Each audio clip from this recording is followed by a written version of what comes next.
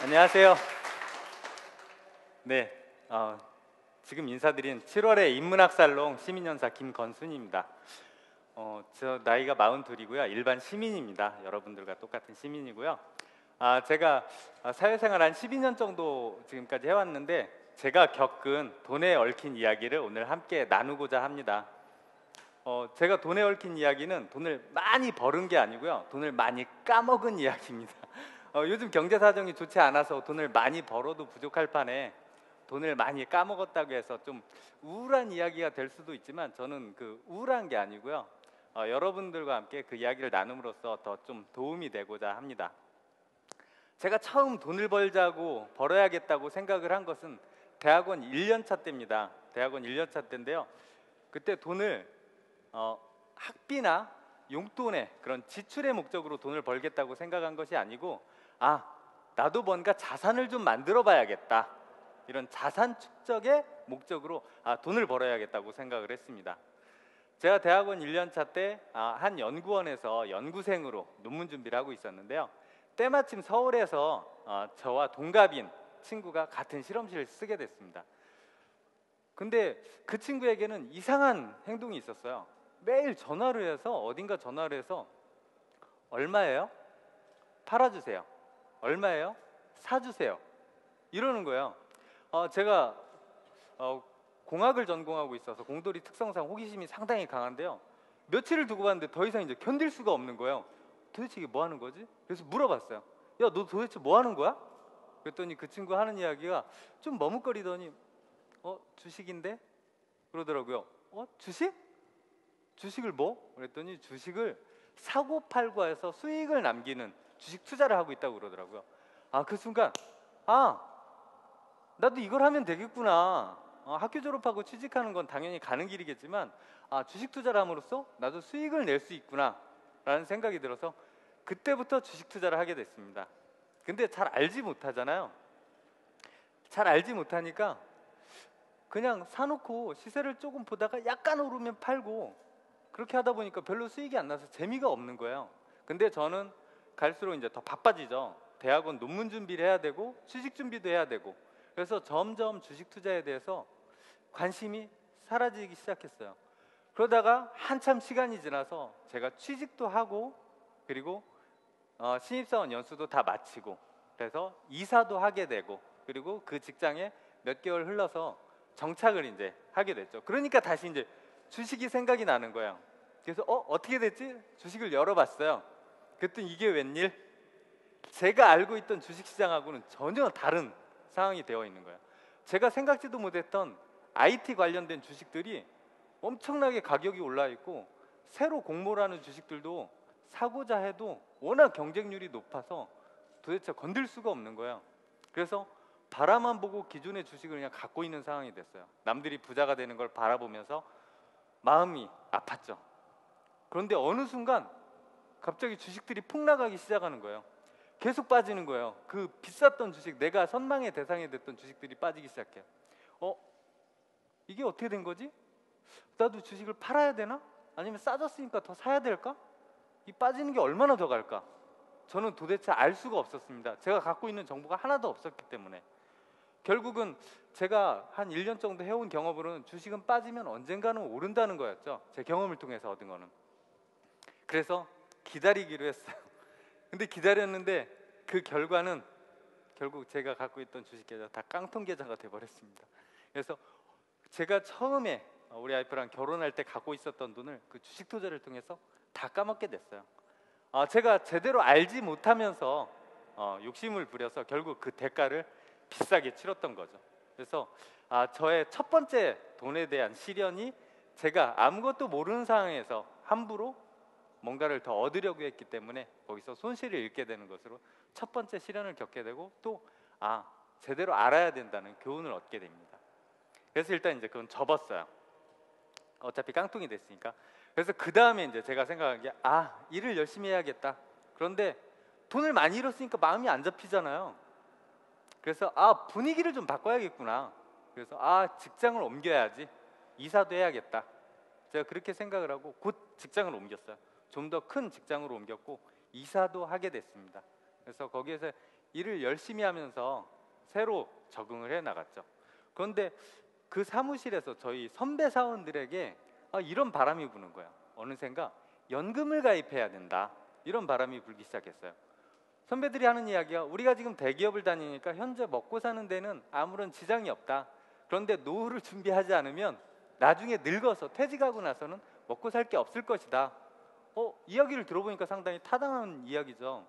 그래서 와이프랑 저랑 저를 담당하는 컨설턴트를 불러서 우리가 연금에 가입하려고 하는데 어떻게 해야 되냐고 물어봤어요.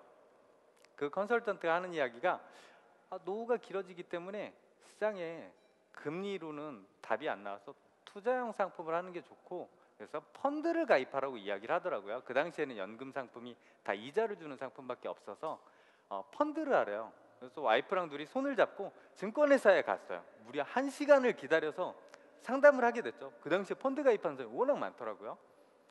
그래서 1시간을 기다려서 상담을 하는데, 창구 직원이랑 상담 끝에 서류를 막 작성하다가 마지막에 이제 서류 한 장만 더 작성하면 되는데, 그때 창구 직원이 물어보는 거야. 얼마 하실 거예요? 근데 와이프랑 저랑은 얼마 할지 상의를 안 했거든요. 그리고 와이프한테 물어봤어요. 우리 얼마 할 수 있어? 그랬더니 와이프가 하는 말이 30만 원. 30만 원? 도대체 30만 원? 딸랑? 1년 해봤자 360만 원이고 10년을 모아야 3,600만 원. 내가 원하는 자동차 한 대 살 값밖에 안 되는 거예요. 그래서 와이프한테 그런 표정을 보냈죠. 겨우 30만 원이야? 그랬더니 와이프가 이제 억울하다는 표정을 짓더라고요. 그날 하여튼 그렇게 하고 집에 갔어요. 집에 갔는데 그날 밤에 와이프가 제 앞에 뭘 탁 보여주는 거야. 가계부 어떻게 쓰는지 보라는 거죠. 제가 그래서 봤어요. 근데 우리 와이프 정말 꼼꼼해요. 돈을 꼭 써야 될 곳에 다 쓴 거예요. 제가 많이 벌어준다고 생각했지만 저희가 쓰는 생활비에 비해서는 여유자금이 턱없이 부족했던 거죠. 그래서 좀 더 돈을 많이 많이 벌어야겠다는 생각이 들어서 또 더 많이 벌 수 있는 곳을 찾기 시작했어요. 그러다가 좋은 것을 알게 됐어요. 저희 작은아버지가 사업을 하시는데 투자자를 모으고 계신 거예요. 거기에 투자를 하면 1년이면 투자 원금을 회수할 수 있대요. 그러면 1년이 지나서부터는 수익이 생기는 거죠. 그것만 하면 부자가 될 것 같았어요. 그래서 가지고 있던 돈 다 모으고 다른 데서 돈을 또 끌고 와서 그것을 바로 투자를 했죠.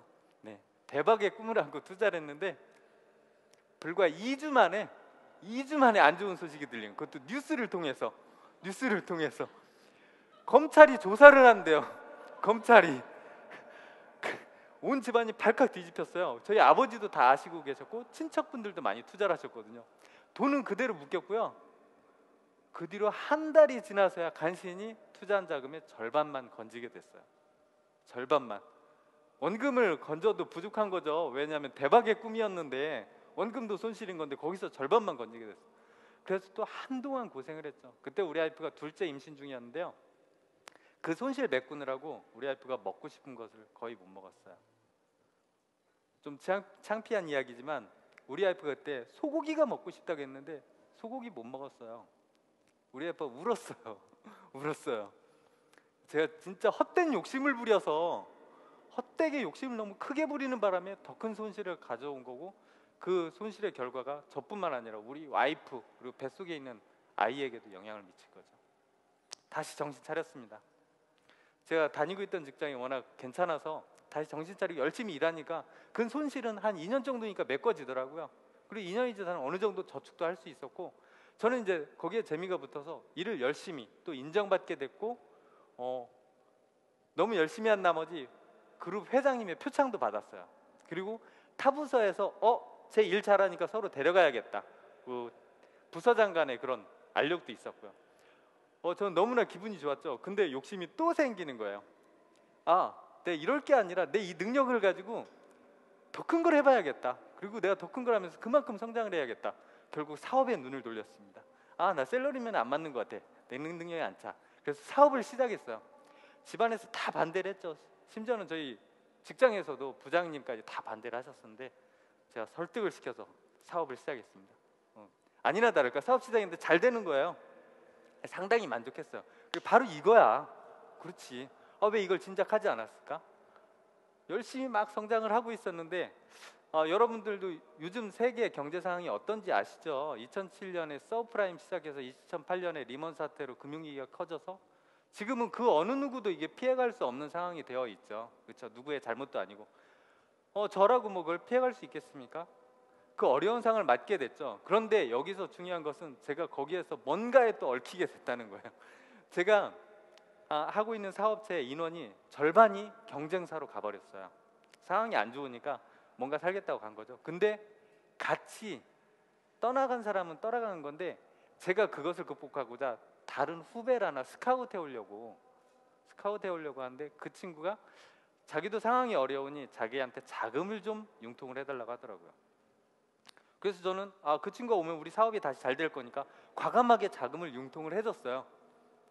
근데 제 기대와는 다르게, 제가 믿었던 거와는 다르게